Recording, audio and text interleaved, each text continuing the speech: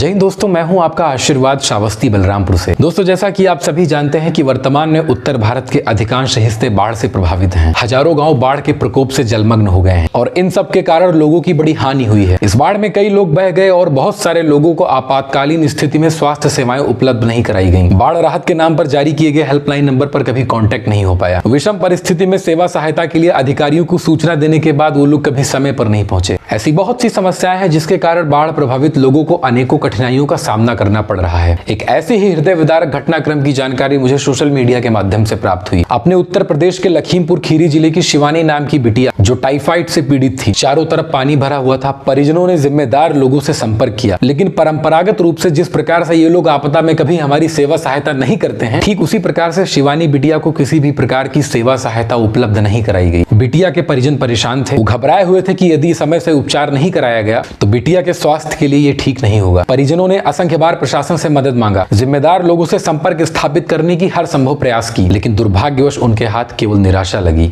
इलाज के अभाव में, संसाधनों की कमी और प्रशासनिक लापरवाही के कारण बिटिया की मृत्यु हो गई। बाढ़ के इन विषम परिस्थितियों में शिवानी बिटिया का टाइफाइड से मृत्यु होने के बाद भी उनके दोनों भाई ये मानने को तैयार नहीं थे कि हमारी बहन की मृत्यु हो चुकी है। चारों तरफ पानी भरा था। अस्पताल ले जाने के लिए दोनों भाई इधर उधर भागते रहे। उन्हें किसी भी प्रकार की कोई सेवा सहायता उपलब्ध नहीं कराई गई। बिटिया की मृत्यु हो जाती है और 5 किलोमीटर तक दोनों भाई बारी बारी से मृत शव को लाद कर 5 किलोमीटर तक की यात्रा करते हैं।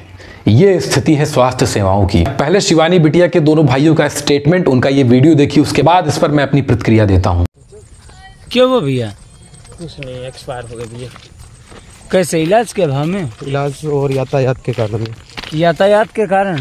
अगर रोड खुला होती तो हम लेकर बेहतर लोगों को दिखा सकते थे, बेहतर डॉक्टरों को दिखा सकते थे। कहाँ रहते हैं आप? हम रहने वाले हैं दुधबा रेंज के अंदर रहता है, किशनपुर, कांप कटैया से कांप के निवासी है।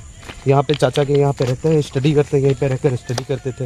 अच्छा। हाँ, पहले से बीमार थी? हाँ, 8 दिन पहले बीमार हुई थी तो ऐसा कोई दिक्कत ही नहीं हुई जी। 2 दिन से बहुत दिक्कत मालूम हुई तो ऑक्सीजन सिलेंडर लगाया रहता था, तो कुछ बेहतर बोला कि ठीक हो जाएगी, ठीक हो जाएगी, ऑक्सीजन रुकती नहीं थी।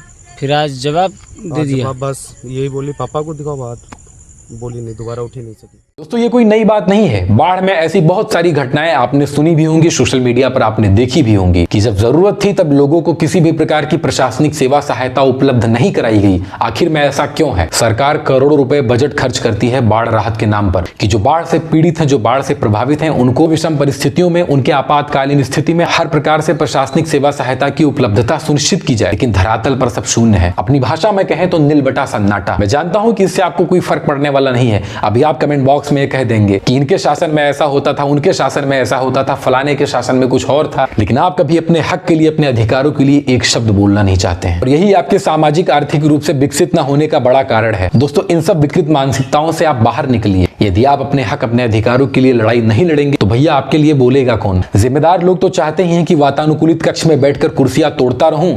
सरकार तो मुझे सैलरी दे ही रही है। मेरा परिवार, मेरे बच्चे, मेरे घर के सभी लोग शहरों में आलीशान बंगलों में रह रहे हैं, लग्जरी कार में चल रहे हैं, लेकिन आप किस पायदान पर हैं? आप सोच कर देखिए। क्या आप आर्थिक सामाजिक रूप से आजादी के 75 वर्ष बाद विकसित हो पाए? क्या आपका पुनरुत्थान हो पाया? ये सब गंभीर प्रश्न है, इन पर आपको चिंतन करने की आवश्यकता है। दोस्तों, जैसा कि आप सभी जानते हैं कि मैं श्रावस्ती बलरामपुर के पिछड़ेपन को लेकर लोगों को जागरूक कर रहा हूं, अपनी ओर से एक सूक्ष्म प्रयास कर रहा हूं। इस महाअभियान के आप भी सहभागी बने, मेरा सहयोग करें, वीडियो को ज्यादा से ज्यादा शेयर करें और मेरे चैनल को सब्सक्राइब करें। आशा करता हूं वीडियो आपको बहुत पसंद आया होगा। दोस्तों, वीडियो को देखने के लिए आपका बहुत बहुत धन्यवाद। जय हिंद, जय भारत।